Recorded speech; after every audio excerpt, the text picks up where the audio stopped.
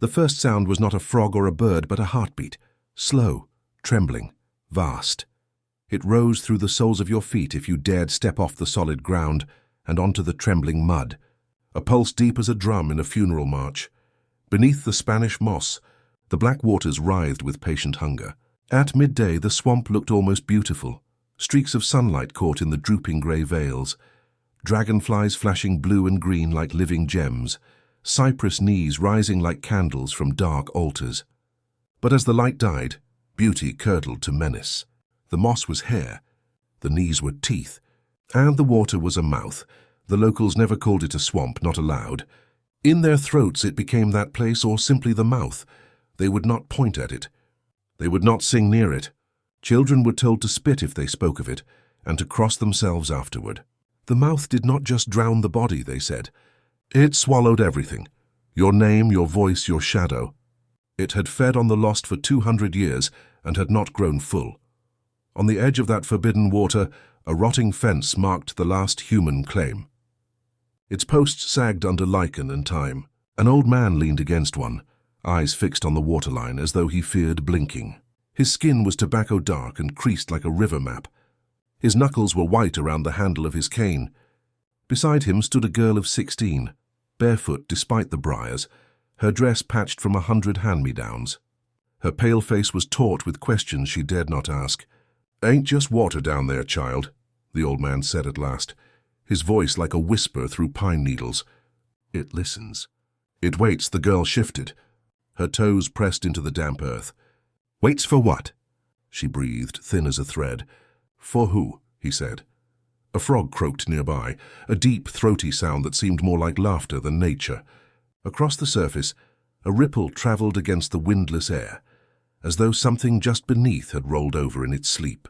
The girl felt it in her ankles, a vibration through the soil itself, a tremor in the world's skin. The old man spat into the water and muttered a prayer in a tongue older than the plantation hymnals. The surface stilled, but the air thickened, heavy as damp wool. Even the dragonflies drifted lower, sluggish as though they too were listening. "You hear it?" the old man whispered. The girl tilted her head. There was only the hiss of the marsh, the low drone of insects. Then something else, not a splash, not a bird call, a low, deliberate drawl like a voice trying to form words with no mouth. It brushed the inside of her skull like damp fingers. Images flickered behind her eyes. A child kneeling in the mud, a candle flickering blue in the fog, a gaping maw ringed with reeds and teeth. She gasped and grabbed the old man's arm. "What is that?" "Don't listen," he hissed. "Once you start listening, it'll follow you home." But she could not stop. The whisper pressed deeper. She thought she heard her own name in it, stretched and twisted as though dragged through water. She stepped forward without meaning to, the mud sucking at her heels. The old man's grip tightened. "Back," he rasped. "Back, girl. It wants you near." Between the cypress, the swamp widened into a pool darker than night. In that pool something shifted. Not a fish, not an alligator, but a mass too large, too slow, the hint of a shape beneath. For an instant, the moon caught on something pale below the surface, like a hand or a face, and then it was gone. The girl backed away, heel catching on a root. "What is it?" she whispered, almost crying. "Nothing you can name," the old man said. "Nothing you can bury." He pulled her back from the water's edge. The black mud smacked and sucked at their feet. As they retreated, the ripples converged on the spot where she had been standing. The surface dimpled. Something vast rose a fraction higher, then sank again with a hiss of bubbles, and in the hush that followed, the swamp exhaled, a long, wet breath that stirred the moss and chilled their bones. The old man dragged her into the tree line without looking back. The last thing she saw before the thicket swallowed her was the water smoothing itself flat, as if nothing had ever stirred it at all. But she could still feel it, the pressure of its gaze, the echo of its whisper. The hunger. She did not see the movement deeper in the marsh. Beneath the roots, between tangles of sunken wood, eyes blinked open, yellow and cold. They stayed fixed on the path she had taken, unblinking, patient. They would remember her scent. They would wait. Far away, a sound like chains clinking drifted over the water, though no wind blew, and no hand held the iron. The ripples widen, reaching toward unseen shackles that dangled from the cypress ahead. chains that clink even when no wind blows. Chains in the cypress begins where this hunger leads. There is a sound in the cypress swamp that has no wind to carry it. No bells, no forges, no ship's anchor here, yet iron sings. On still nights the chains clink soft as a lullaby, then louder, rattling against bark as though unseen hands still strain against them. The cypress trees rise out of the black water like pillars in a drowned cathedral. Spanish moss hangs in swathes so thick it seems to drip from heaven to hell, grey and wet, veiling the iron that dangles from the branches. Some chains end in shackles green with age, others dangle empty, swaying with no breeze. The swamp holds them aloft as offerings, ornaments of suffering. It was toward this drowned cathedral the old man led the girl, his lantern hooded so the light made only a dull, trembling glow. He walked without a path, his feet knowing where the roots lay and where the mud would suck a soul down. She followed close, clutching her skirts high, eyes wide. Around them the night pressed close, heavy with the smell of iron and stagnant water. "Why are there chains in the trees?" she whispered, her voice trembling like the lantern flame. "Not in the trees," he murmured. "In the air. In the memory. The trees only hold what's been given." The lantern threw its glow ahead, showing a clearing where the water widened and the cypress rose even taller, their roots knotted like old fists. Here the chains hung thickest, some half sunk, some taut as if something below still pulled. The girl could not help but count them, 7 on one tree, 3 on another, and every number felt like a heartbeat. "Who left them?" she asked. The old man stopped. His breath smoked in the damp night, though the air was warm. "Nobody leaves chains," he said softly. "Chains leave you." A ripple disturbed the water between the roots. It was slow, deliberate, moving against the sluggish current. The girl gripped the old man's sleeve. "There's something there." "There's always something there," he said. "But tonight it's listening."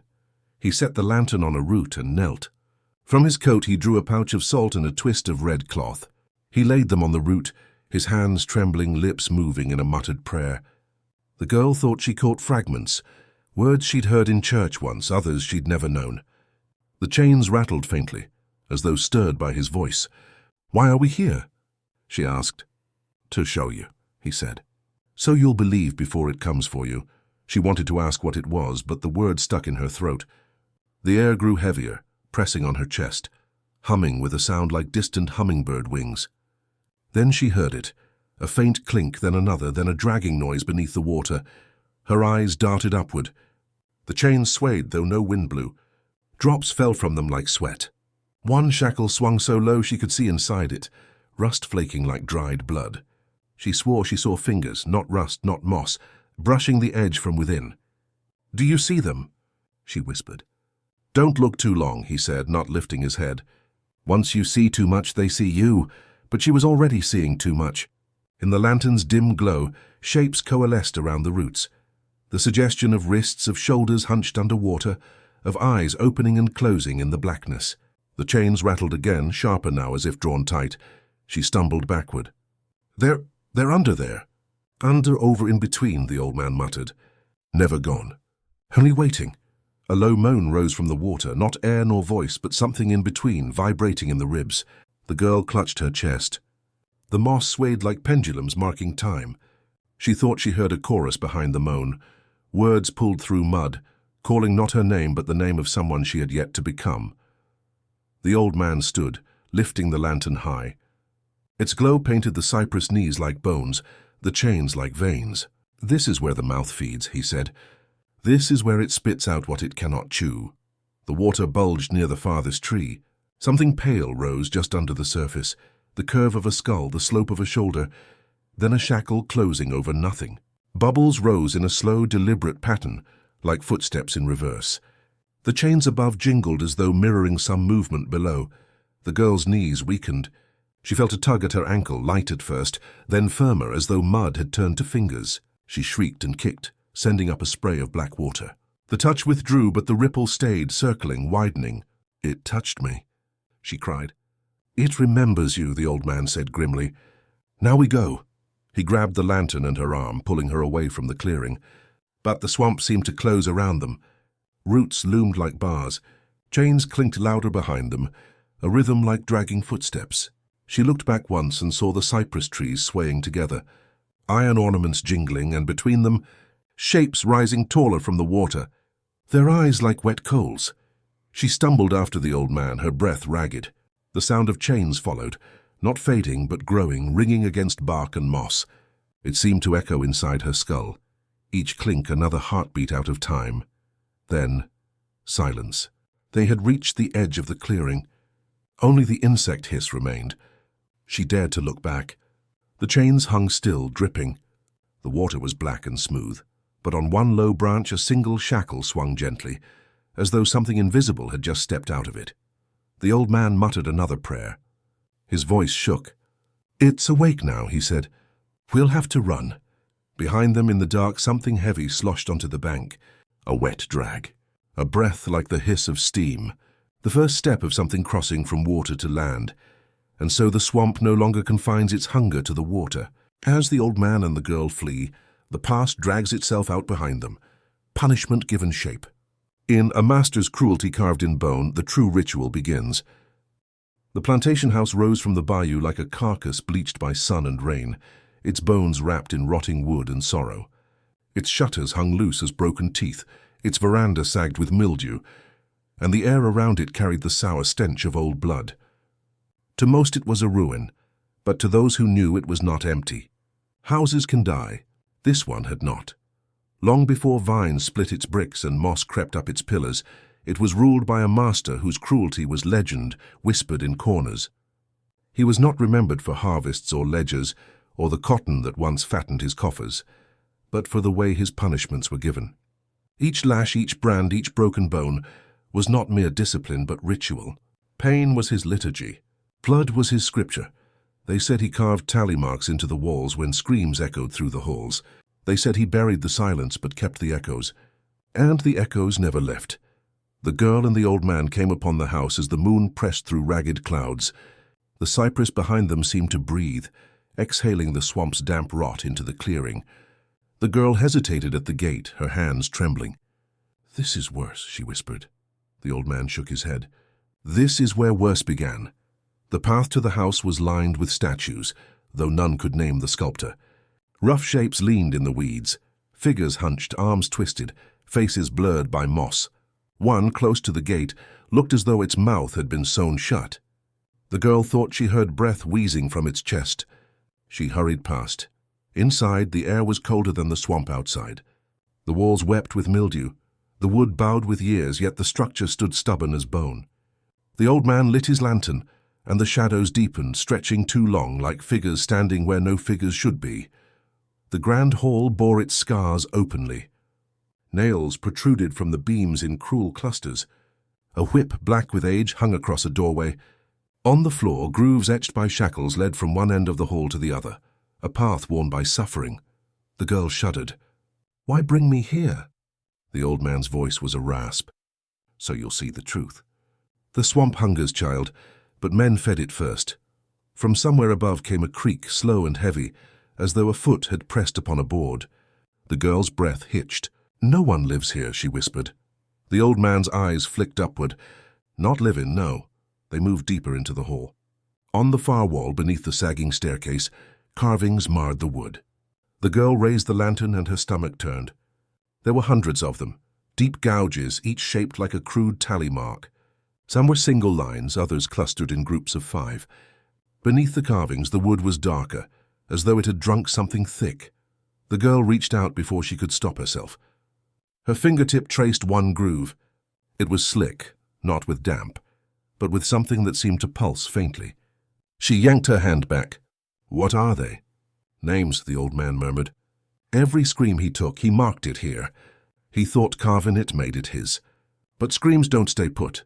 The lantern flickered, its flame bending as though disturbed by breath. The girl turned sharply.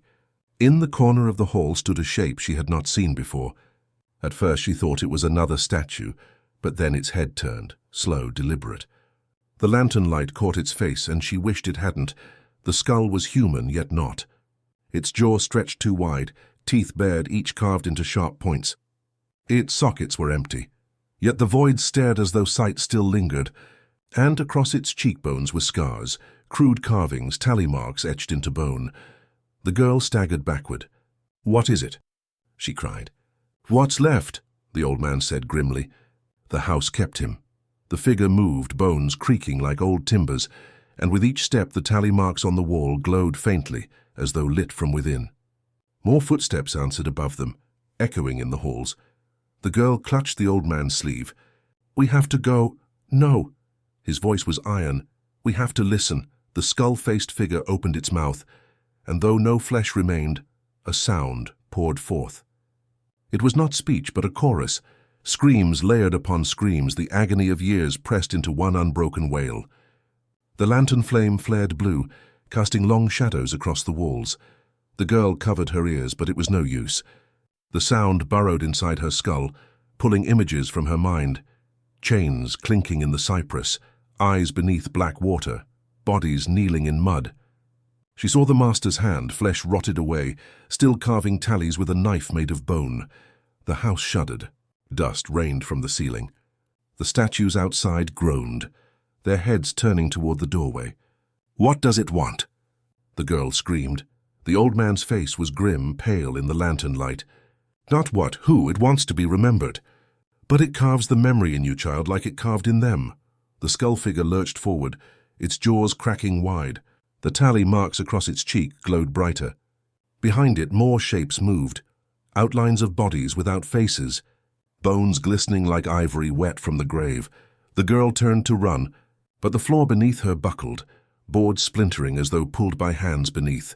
A scream rose from the gap, not her own but one that had been buried long before she was born. And then the house breathed, in, then out, the sound of lungs that had never lived, filling every corridor. The lantern sputtered, choking on its own flame. The old man seized her wrist. "Don't look at the walls!" he cried, but it was too late. The tally marks were no longer carved wood. They writhed, splitting wider, as if something pressed from inside, eager to crawl out. The walls split, the echoes bleed into the air, and the swamp whispers through the reeds outside. In the whisper of reeds, voices rise. Not wind, not bird, but the calling of the wronged by name. At dusk the swamp becomes a throat and the reeds its teeth. The air changes first. The sweet rot of day deepens to a metallic tang, the smell of coins held too long in the palm. Then the sound begins. A faint hiss like wind across bottles, yet no breeze moves. In that hush the reeds sway of their own accord, brushing together as though conferring. Out of their murmuring rises a voice.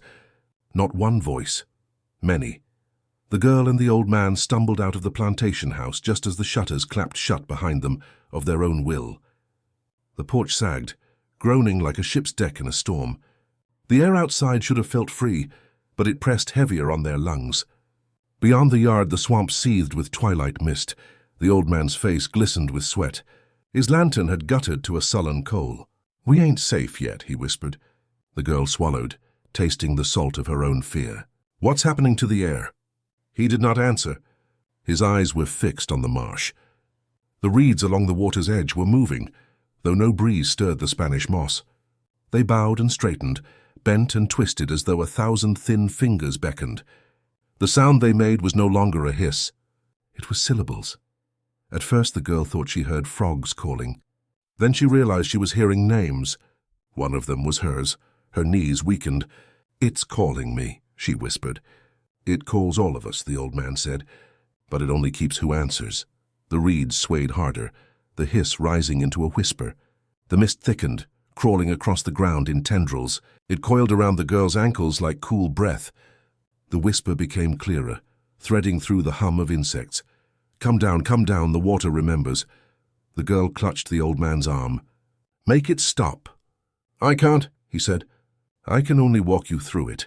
He pulled her toward the edge where the yard bled into marsh. The mud there was slick, the grass sharp as knives. Each reed wore droplets of water that trembled but did not fall, like tears held in the eyes of the dying. The voices inside the reeds multiplied, overlapping, some high, some deep. 1,000 whispers braided into one. The girl pressed her hands to her ears. It made no difference. The sound was inside her head now, brushing against her thoughts like moth wings. Images flickered behind her eyes, dark water rippling back at her like a living mirror, a knife and a prayer at midnight, a child with its mouth full of mud. "What do they want?" she cried. The old man stopped at the waterline. His shoulders slumped as though he carried a weight too heavy to name. "They want what was taken," he said. "Names, breath, blood, they want to be heard." He bent, scooped a handful of mud and smeared it across his brow. "Cover your ears if you can't cover your heart," he muttered. The girl shuddered. "They're so close." From the reeds a figure rose. At first she thought it a heron lifting its wings, but it did not move like a bird. It moved like a person climbing out of water in slow motion, its limbs thin as reeds themselves, its skin patterned with scars. Where its face should have been was only a hollow mask of mud. When it opened its mouth, reeds sprouted from its throat, each whispering with a different voice. The girl's breath hitched. "What is that?" "One of the wronged," the old man said softly. "The swamp shapes them when their bodies rot, but their cries don't." The figure raised a reed hand and pointed at her.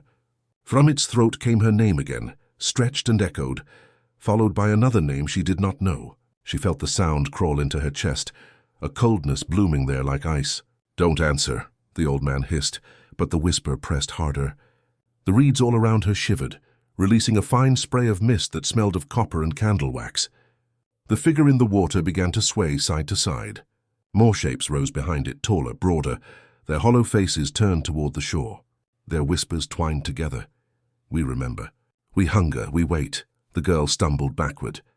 Her foot caught in a root, and she fell to her knees in the mud. The reeds bent low around her, their tips brushing her hair, their voices hissing in her ears. She tasted the swamp in her mouth, bitter and cold. The old man knelt beside her, grabbing her shoulders. "Look at me," he commanded. His eyes were fierce, wet with something like pity. "This is the part where you choose." She blinked at him, tears streaking her muddy face. "Choose what?" "Whether you carry them or they carry you," he said. "They'll keep calling. They'll keep showing you what you don't want to see. But if you answer, you're theirs." The reeds hissed louder, forming a single word now, a word older than either of them understood. The shapes in the water leaned closer, their reed throats quivering. The figure at the front lifted both hands, and in its palms lay a small object, a carved bone charm streaked with red. The girl stared at it. Her heart pounded like the drum she had felt in the mud before. She knew without knowing that if she reached for the charm, the voices would stop, or never stop. She squeezed her eyes shut.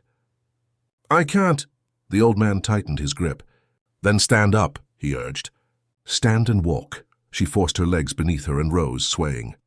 The mist coiled higher, waist deep now, cool and wet. She stepped forward once, then again, each step a battle against the pull of the voices. The reeds brushed her skin, whispering furiously. She walked through them, clutching the old man's hand, not daring to look back.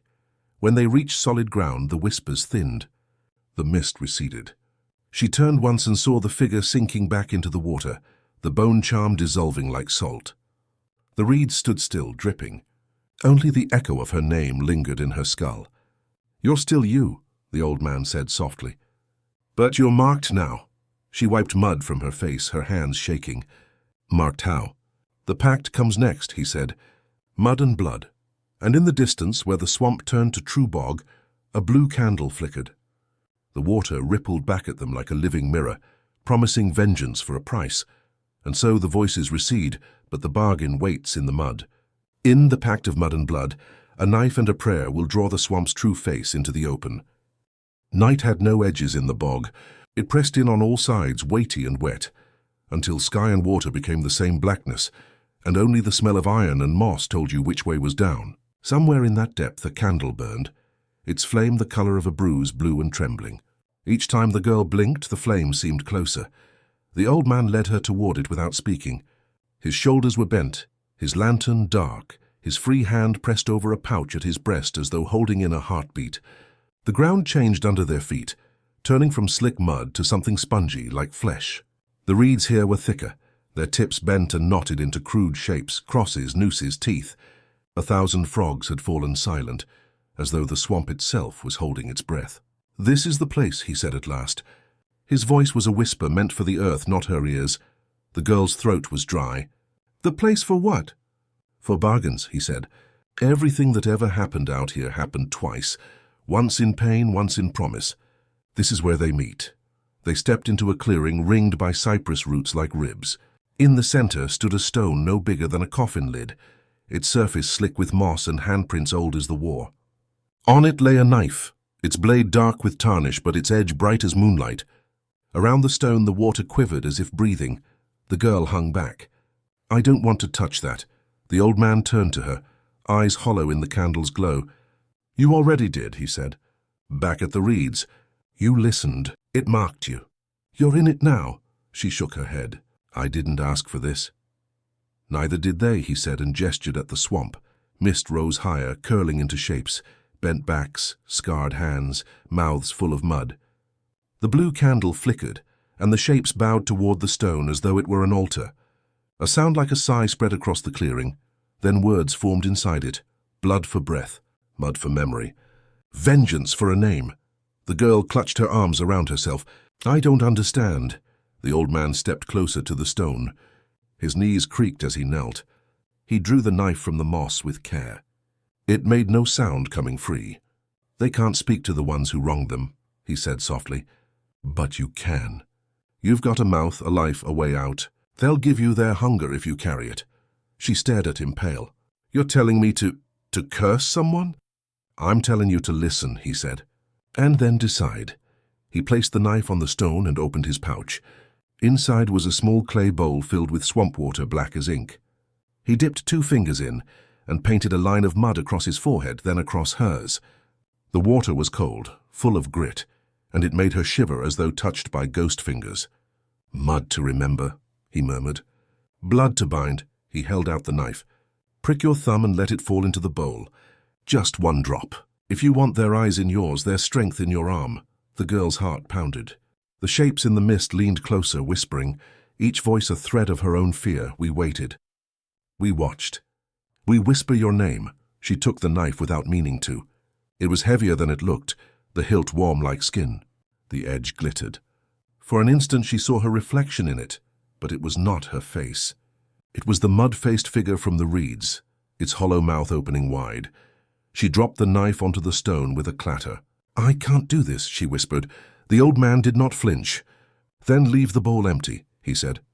"But know this, once you've been called, you're never truly alone again. Either you bear them or they bear you." The mist surged.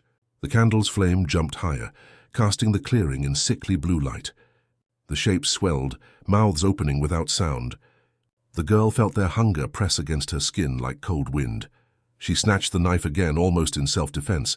"If I do it, what happens?" "You'll feel them in your blood," he said. "They'll walk with you. Sometimes you'll want to look behind you. Don't. Sometimes you'll hear them whisper. Listen, but don't answer.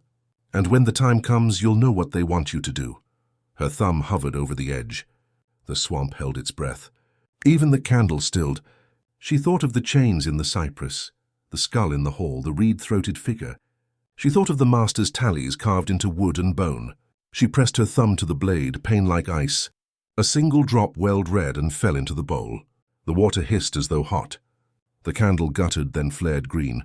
The shapes in the mist shuddered, bowing deeper. A sound like wings filled the air. Not birds, but something older. The girl gasped as cold shot up her arm, through her chest into her skull. For a moment she could see everything. Chains dragging underwater, knives hidden in mud, eyes blinking open beneath the cypress roots. She could taste iron and smoke. She could feel teeth closing around a prayer. Then it was gone. The bowl lay still. The candle flickered weakly. The old man took the knife from her trembling hand and laid it back on the stone. "It's done," he said. She swayed on her feet. "I feel—" She stopped. In the distance, deep in the swamp, something moved. The sound was like boot prints vanishing at the edge of water. Bubbles broke the surface. "You feel them," the old man said. "And they feel you." The blue candle snuffed itself out. Darkness folded over the clearing. From far off came a wet, dragging noise, as though something had just stood up in the marsh. Boot prints vanish at the edge of the marsh. All that remains is a hat, and the low ripple of bubbles breaking the surface. Dragged beyond the mangroves begins where the bargain's price is first collected. The swamp does not roar, it hushes. It hushes so deeply that your own breath sounds like trespass. Under a moon swollen and dull as an old coin, the mangroves grow in twisted ranks. their roots like the fingers of drowned men reaching back toward the sky. Here the air tastes of copper and wet bark, and every ripple carries a story you would rather not know. Tonight the story began with a single hat. It lay half submerged in a slick of dark water, the felt bloated and torn. A trail of boot prints led to it from the path, sharp-edged in the mud, then stopped clean at the mangrove's edge as though the wearer had stepped into another world. Beyond that point only water, black, still and faintly quivering, separated one life from 100 whispered endings. A deputy from town stood at the edge of the water, kerchief pressed to his face. He had followed the prints from the plantation's back road. "I don't like this," he muttered to the guide beside him. Prints stopped like the man just dissolved. The guide, an old woman with a lantern the color of grave moss, did not answer. She stooped, fingers trailing the mud where the last print had been, then dipped them into the water. When she raised them again, they were streaked red-brown, as though she had touched rust. "He's past the roots now," she said quietly. "Past what we can fetch back." The deputy shuddered. "I don't see any current. Couldn't have drifted." She only looked at him, eyes milky and bright. "This place don't need current." The mangroves whispered, leaves brushing like scales. A faint dragging sound came from somewhere just beyond their tangled roots. Slow, patient, deliberate. The water bulged, a round ripple spreading outward. The lantern light caught on something beneath the surface, but it was gone before shape could form. The deputy stepped back. "Animals? Animals remember their place," she said. "This ain't them." Far across the water, mist thickened, curling into pale figures. For an instant, the deputy thought he saw a man walking away from him, shoulders hunched, boots lifting out of black water without making a splash. Then the shape sank, leaving only bubbles. A voice low and cracked like branches rose from the roots. Mud for memory. Blood for breath. The deputy spun. "Did you—" "Don't speak back," the guide snapped, eyes still fixed on the mangroves. "They're not talking to you. They're talking through you." Something tugged the hat farther from shore, a thin wake behind it like a finger drawing a line. The guide set her lantern on the mud and drew a string of beads from her pocket, muttering words too soft to catch. The deputy, trembling, reached for his pistol. The water stirred harder now. Bubbles rose, breaking with small sighs. A shape breached the surface. Not a head, not quite.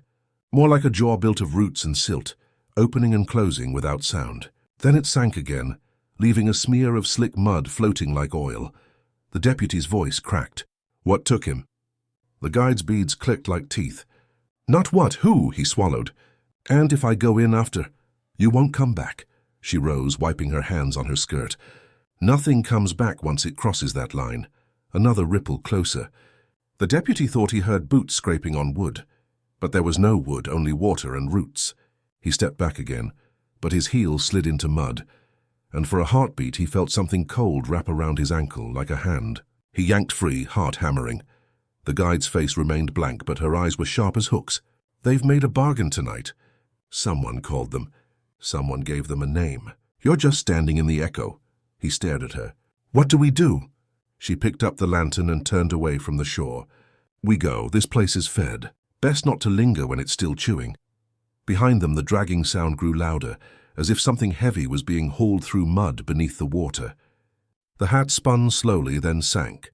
A pale arm surfaced for an instant, fingers clawing at nothing, before being pulled under by an unseen weight. No splash, no cry, just a soft sucking noise and a trail of bubbles. The deputy stumbled after the guide, looking back over his shoulder. The mist now covered the water completely, shapes moving within it. Shapes like men shackled together, heads bowed, walking deeper into the swamp's throat. He caught a glimmer of eyes among them, bright, greenish, not human at all. "Don't look," the guide said sharply without turning. "Once you see their faces, they can follow you." But he had already looked. He could still feel the gaze on him, cold and wet as the mud sucking at his boots. With every step away from the water, the sound of dragging receded. But another sound rose, a low murmuring chorus, as though the mangroves themselves were praying. When they reached the tree line, she stopped and turned the lantern low. "You'll hear about a missing man," she said. "Say nothing. No one will find him. Not whole, not in parts. He's been taken beyond the mangroves. That's the price." The deputy wiped sweat from his brow. "Price for what?" She looked at him, and for an instant he thought her eyes were not milky but black, reflecting the swamp. For vengeance, for forgetting, for whatever was promised tonight. A last sound came from the water behind them, not a splash but a laugh, wet and small like a child's. The deputy's stomach turned. The guide raised the lantern higher, and its glow showed a trail of boot prints leading back toward the plantation road. But alongside them, half hidden, were prints of something clawed. Deep as nails in wood, they walked on without speaking. Back at the edge of the marsh the mist thinned, revealing only still water, no bubbles, no hat. The moon looked like an eye closing, and under that closing eye, just beyond where the mangroves ended, the swamp opened its mouth a little wider. Something stirs under the black current, scales brushing skin, jaws opening wide. Those who lean too close swear they hear chewing. The feast beneath the water begins where the swamp's appetite shows its teeth. The swamp had gone glass still. No frogs, no insects, no wind, only the long hiss of mist rolling over water, and the slow wet thump of something stirring underneath. The mangroves behind seemed to lean inward as if listening, their roots black and slick like strands of hair. Even the moon, pale and swollen, kept its distance behind a veil of low cloud. A fisherman poled his flat-bottomed skiff through the channels, a kerosene lamp tied to the prow. His name was Remy, and he'd been warned since boyhood never to come here after midnight. But hunger makes a man cross old lines. The lamp trembled with each stroke, casting ribbons of yellow across water so dark it reflected nothing at all. He paused when he reached the bend where the trees gave way to open current. Out here, cypress knees rose like drowned candles, and the mist clung low, smelling of iron and decay. Beneath the hull came a faint brushing sound, like scales against wood. Remy knelt, peering over the side. "Gators?" he whispered, though no one was there to answer. His breath came back to him as a pale cloud and drifted downward into the water as if swallowed. He cast his net once, twice. Both times it came back empty, strings dripping black. On the third cast, something tugged back, a strong, steady pull that bent his shoulders. He grinned despite himself. "Gotcha," he muttered, bracing his boots. The net came up heavy. At first he thought it was a log, but then he saw it. A mass of pale shapes tangled in the mesh, slick and pulsing like fish, but wrong in their movement. Small human-like fingers gripped the ropes from within. Eyes opened, not fish eyes, but pale orbs glinting green. Mouths without lips worked soundlessly. Remy recoiled, nearly toppling. The net slid from his hands and the shape slipped back into the water with a wet sigh. The skiff rocked. Beneath it something large rolled, brushing its back against the hull. Scales rough as bark, enormous, deliberate. Barbels rose in a ring around him. From the mist ahead came a voice, soft and lilting like a hymn sung backward. "We are fed. We are many. We are waiting. Who's there?" Remy called, though his voice was no louder than a breath. No answer, only a ripple. Then another. The lamp's light flickered as though smothered by unseen fingers. In the dark water, shapes gathered, long sinuous forms curling upward, pale arms reaching, claws scraping wood. Those smell like copper coins filled the air. He tried to push off with his pole, but it stuck fast in the mud, held by something beneath. The skiff shifted. From the water rose a head, not alligator, not fish, but a jaw built from mud and bone, teeth like roots, eyes black with hunger. Another head surfaced beside it, then another.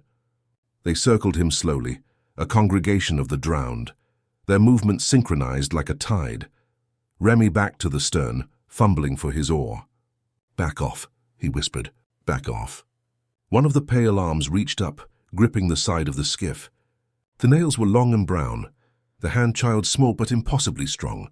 Another arm followed, and another. The hull dipped under their weight. Water lapped over the boards, cold and thick as syrup. "Let go." He swung the oar. It passed through mist. The arms did not release. More shapes rose, heads bowed as though in prayer, mouths opening to reveal nothing but mud. The jawed thing with root teeth opened wider, and from within came a sound not unlike chewing. Suddenly the water all around churned. Remy's lamp toppled, spilling kerosene. The flame licked across the surface, casting everything in a sickly orange glow. For an instant he saw them clearly.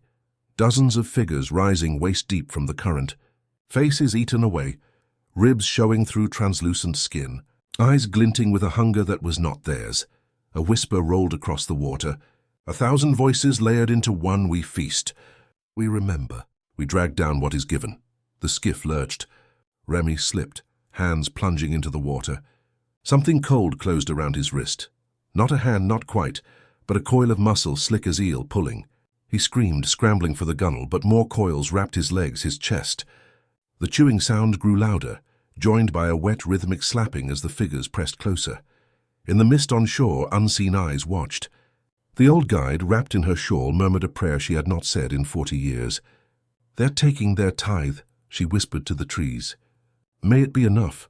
Back on the skiff, Remy felt himself dragged inch by inch toward the side. His fingernails tore at the wood. The lamp hissed out, plunging everything into blackness but for the moon, now free of its clouds, glaring down like a single, pitiless eye. Something rose directly beneath him, a shape so vast the skiff lifted clear of the water, tilting.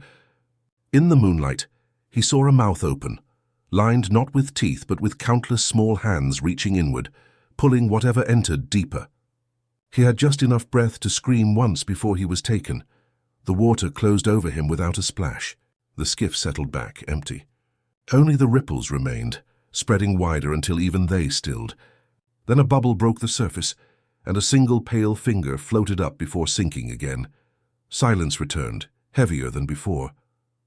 The mangroves leaned closer, their leaves dripping.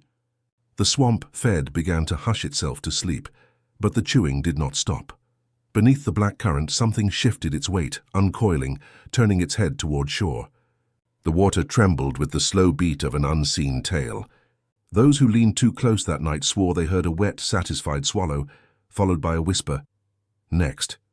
The plantation shutters bang, though no wind blows. Footsteps cross the upper hall at night, heavy yet hollow, searching for a way back. The house without a master begins where the swamp's hunger seeps into its empty rooms. The swamp does not end at the water's edge, it seeps. It crawls into the ground under the boards, into the nails and beams, into the memory of houses that once ruled over it. The plantation house at Bel Ombre stands on its stilts like a carcass picked clean, shutters rattling though no wind stirs. Its white paint has long since turned the color of bone. At night, the windows glimmer faintly, as if holding the reflection of some other older fire. Inside, everything is arranged as if waiting. Chairs tucked beneath a long table, glasses turned upright, the master's coat still slung over the banister, where he had thrown it decades before. Dust lies in sheets across the floorboards, yet no spiderwebs gather, as though even spiders refuse the place. The air smells faintly of cypress, iron, and something sweeter, like rot in bloom. On still nights, footsteps move through the upper hall. They begin at the end of the corridor where the nursery once was, heavy and measured, as if someone tall and deliberate were pacing back and forth. Those who have lingered on the ground floor have heard the tread stop at the stairs, pause and descend slowly until it reaches the foyer, yet when they open the door, no one is there. Only the shutters bang, though the trees outside are motionless. Locals whisper that the house is looking for its master. They tell of an evening in 1894 when he vanished across the swamp and never returned, and how the servants left one by one until only the house remained, waiting. Some say they have seen a tall figure in the upstairs window at dusk, looking out toward the marsh as if expecting a lantern to bob back across the water. Tonight, a young schoolteacher named Clara comes to see for herself. She is no stranger to ghost stories, but she has been collecting them for her pupils, and Bel Ombre is the last she needs. She carries a notebook and a small oil lamp. Her boots leave crisp prints in the damp earth as she approaches. The house looms above her, its gallery railings warped into crooked grins. She pushes the door. It opens without a sound. Inside, the air presses against her skin, humid and faintly metallic. Her lamp throws long shadows that seem to lean toward her. She calls out softly, "Hello?" But her voice dies at the stairwell.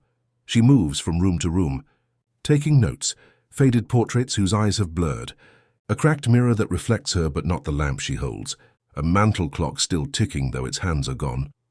Upstairs, a door stands ajar. She climbs the stairs slowly, feeling each tread shift as though under another's weight. On the landing, the air changes. It is cooler, and her breath shows faintly though the night outside is warm. She hears a faint thump-thump, like boots walking ahead of her down the corridor.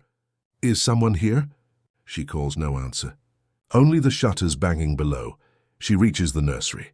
The wallpaper hangs in strips, showing plaster beneath carved with initials and tally marks. The small fireplace is full of black water that ripples as she steps nearer. She bends to touch it, then stops. In the water's surface, she sees not her own face but a tall man in a dark coat standing behind her. She spins. The room is empty. She backs out into the corridor. The footsteps resume, now behind her, slow and heavy.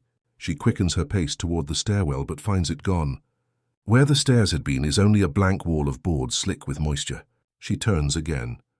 The hall seems longer, stretching past doors she does not remember.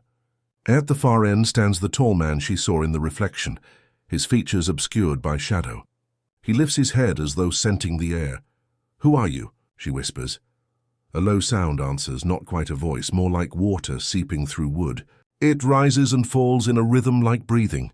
"Master's gone. Master's gone." House still waits. Clara clutches her lamp. "I'm just visiting," she says. "I'll go." The man tilts his head. His outline wavers, edges dripping like ink in water. Behind him the wallpaper bulges, then splits, revealing black reeds swaying as though a breeze moves through them. From the fissure seeps the smell of the swamp, heavy and sweet. The lamp flickers. The hallway narrows around her, walls closing, floor softening into damp earth. She stumbles backward and her heel strikes something metal, an iron shackle half sunk in the floorboards. The whispering grows louder, dozens of voices now. "House without master, master without name, come back, come back." She raises the lamp high. Its flame flares, casting light on the tall man's face at last. Empty eye sockets full of mud, jaw slack and dripping. He steps toward her, and with each step the hall behind him turns into marsh, water rising around his knees. Clara's breath comes in sharp gasps. She turns to run, but the stairs are still gone. The shutters below slam in unison like a clap of thunder. From the nursery fireplace, the black water surges outward, spilling across the floor toward her boots. Within it, small pale hands press upward, reaching. The tall man lifts an arm and points toward the window at the end of the hall. Beyond the glass, the swamp ripples, and something vast and dark begins to rise from it. Scales, a jaw, a mouth lined not with teeth, but with countless small hands pulling inward. The window trembles as though it were the only barrier between her and it. The lamp sputters. Her notebook slips from her fingers, pages fluttering open like wings. The footsteps behind her multiply. She feels a cold breath at her neck and a whisper inside her skull. If the master will not return, the house must feed. The window shatters. A gust of swamp air floods the hall, carrying mist and the sound of chewing. Hands of mud reach through the frame, groping toward her. The tall man vanishes like smoke, leaving only his shadow which slithers along the floor toward her feet. The lamp goes out. The creatures of the swamp rise like congregants at an unholy church. In their eyes glints a knowledge older than scripture, sharper than teeth. Alligators' sermon begins where the house's hunger spills into the open air. Dawn never really comes to the bayou. It leaks in slowly, grey and cold, like ash sifted through water. The house at Bel Ombre still crouches behind her, but Clara no longer dares to look back. She's out in the open swamp now, knee-deep in black water, mist curling around her like incense. Each step she takes sends ripples outward, yet the surface never clears. Something is moving just beneath it, circling. She has been following the sound of a bell, not a church bell, not metal at all, but a low resonant bellow like a throat the size of a boat dragging air through water. It pulses at intervals, guiding her deeper between the cypress columns. Around her dozens of eyes blink open in the dimness, reflecting pale green light. The water smells of copper and wet scales. She climbs onto a hummock of moss and stops to catch her breath. In the mist ahead, shapes begin to gather. Not human, not entirely animal. Alligators, enormous and ancient, haul themselves out of the water one by one, their bodies sheened with mud, their eyes bright as coins. They do not lunge. They do not hiss. They arrange themselves in a rough semicircle around the hummock, tails fanned like pew cushions. Their jaws remain closed, but their nostrils flare, tasting her scent. The bell-throat sound comes again, louder. Clara turns and sees the largest of them sliding forward. Its back is ridged like a row of gravestones. Its head is as wide as a coffin lid. When it opens its jaws, she expects to see teeth, but instead there is darkness, and inside that darkness a glimmer of water and reeds. as though its mouth is another swamp entirely. It stops before her and lowers its head. Around it, the others shift and settle, their tails thumping the mud in a slow, steady rhythm. It is not a threat. It is a cadence, a heartbeat, a congregation's murmur. Clara's own pulse begins to match it. She whispers, "What are you?" A voice answers, but not from any mouth. It comes from the water itself, from the air vibrating between their bodies. We are the sermon. We are the teeth and the tongue. We are what the master called to bind the swamp, and what the slaves called to break it. The great alligator lifts its head slightly. Its eyes are not reptile's eyes now, but something older, layered with memory. She feels herself pushed to her knees, though no force touches her. The water rises until it laps at her calves, even on the hummock. "You've been waiting," she says. Her voice sounds small, almost swallowed. "We do not wait. We remember. We are fed with names. Last night a name was given." Clara thinks of the knife, the bowl of water, the bargain struck out in the reeds. "Remy," she murmurs, "you took him. We take what is offered. We take what is owed. We take to teach." The semicircle of alligators begins to move, not toward her but around her, circling, their tails drawing patterns in the mud. The sound they make is like dozens of hands patting the earth. She realizes with a shiver that it is a rhythm, a chant, a kind of liturgy, mud for memory, blood for breath, mouth for the wronged, jaw for the master. The largest alligator lowers its head again until one golden eye is level with hers. She smells swamp water and age and the faint sweetness of rot. Images flood her mind without warning. Shackles thrown into the mud. A man kneeling with a knife and a prayer. A child pressed into a root cellar, whispering names into darkness. Each memory ends with jaws closing, water swallowing the sound. "What do you want from me?" she asks. "We want the telling," the voice says. "We want the mouth that speaks without chains. We want the eyes to look upon the master when he returns." "I'm not," she begins, but stops. She remembers the drop of blood in the bowl, the cold that raced through her arm. "You're inside me. We are beside you. We are around you. We are hungry." The word hungry echoes through the mist. The other alligators raise their heads in unison, mouths opening slightly, not in threat but as though tasting a hymn. The water between them darkens, forming a whirlpool that spins without current. Clara's lamp sputters and dies, leaving only the greenish glow of their eyes. She feels the pull of the whirlpool at her boots, tugging at her balance. "I can't," she whispers. "I don't know how." "You already began," the voice replies. "You entered the house. You saw its hunger. Now you will carry it." The largest alligator inches closer. Its jaw lowers to the water's edge, and from the darkness within rises a sound like chewing, wet and slow. She looks down and sees faces in the whirlpool. The drowned, the punished, the vanished. Their mouths move in unison, forming words she cannot hear but feels behind her eyes. Suddenly the whirlpool collapses, and the water goes still.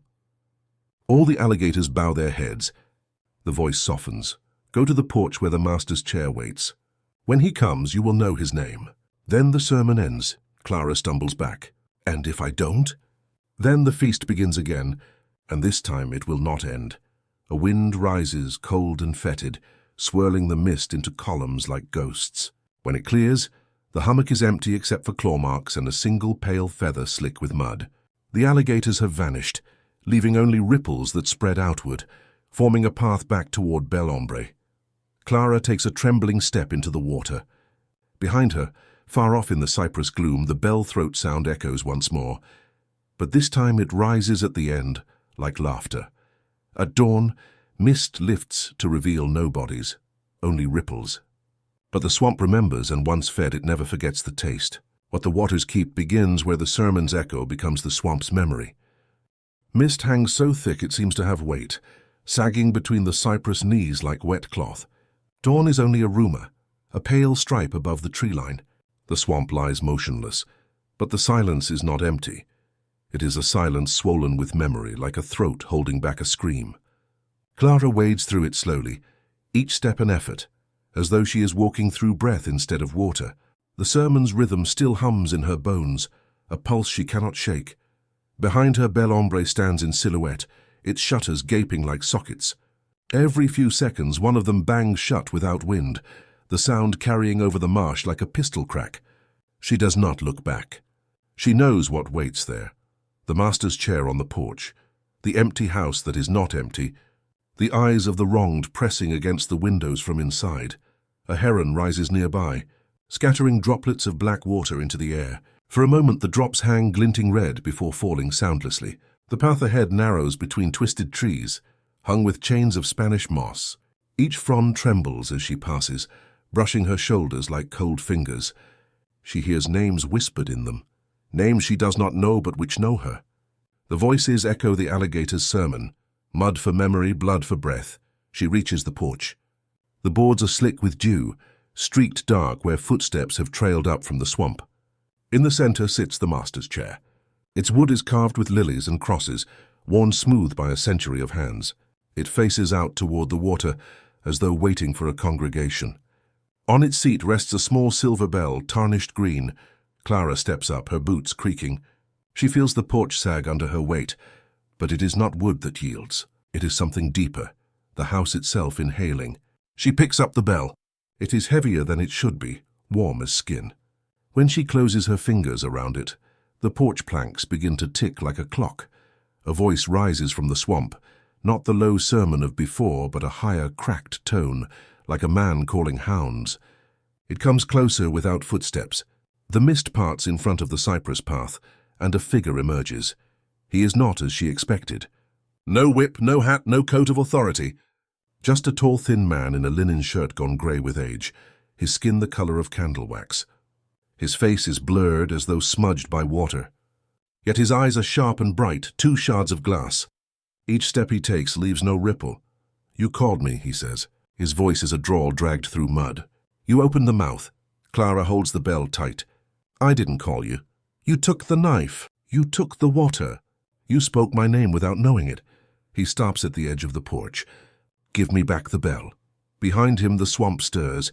Alligators rise like pewgoers standing. Their eyes glow faintly, fixed on Clara. The sermon's rhythm begins again, tails thudding, jaws clicking in slow unison. She feels the vibration in the planks, up her legs, in her ribs. She realizes this is the moment the alligators spoke of. When he comes, you will know his name. She lifts the bell. Its metal hums under her fingers. Names rise to her lips unbidden. Names she heard whispered in the moss. Names pressed into the mud by shackles. Names the swamp has kept like coins at the bottom of a well. She speaks them, one by one at first, then in a flood until her voice is no longer her own. The master steps back. His outline shivers, dissolving like silt. Stop, he rasps. You don't understand, but the sermon grows louder. The alligators begin to sway, their bodies weaving as though in trance. The water between them boils without heat. Clara rings the bell. The sound is not a chime, but a deep wet toll like the bottom of the river groaning. The mist collapses inward. The cypress knees bend and the porch drops with a shudder. The master falls to his knees at the water's edge, his blurred face elongating, stretching into a shape with no mouth. Clara rings the bell again. From the swamp rises a column of water shaped like a hand. It closes over him gently, drawing him down into the black. His eyes blink once above the surface, then vanish. The water smooths itself, leaving only ripples. The alligators go still. One by one they lower their heads, until only their eyes remain above the water. The sermon fades to a hush. Clara stands on the porch, the bell in her hand, her heart pounding. She thinks it is over. She thinks the hunger has been fed. Then she looks down at the bell. Its metal has turned black. Inside it something moves, not a clapper but a small pale shape like a tooth. When she tilts it, she hears faint and muffled, a voice that sounds like her own. The porch boards beneath her feet have grown soft, almost liquid. The house behind her exhales. She realizes the swamp has not released her. It has marked her. In taking the master's name, she has taken his place. Somewhere out in the mist a heron cries. Or perhaps it is laughter. Clara sets the bell down on the chair. The moment her fingers leave it, the silver tarnish spreads over the wood, crawling like veins. The chair sinks slightly. As though someone unseen has sat down, she steps back off the porch. The water closes around her boots. She knows she could walk away now, back through the cypress, back to the dry road and the world beyond. But the sermon is still in her blood, the hunger still in her bones. She takes another step into the swamp. The mist folds around her, swallowing her silhouette. Behind her, the house is silent. Only the bell tolls once softly like a heartbeat. At dawn, mist lifts to reveal no bodies, only ripples. The alligators float motionless, eyes closed as if in prayer. The swamp remembers. It keeps the names, the bargains, the taste. It will tell this story in its own time to its own next mouth. And far beneath the black water a voice whispers, not his, not hers, but something new. The swamp hungers still.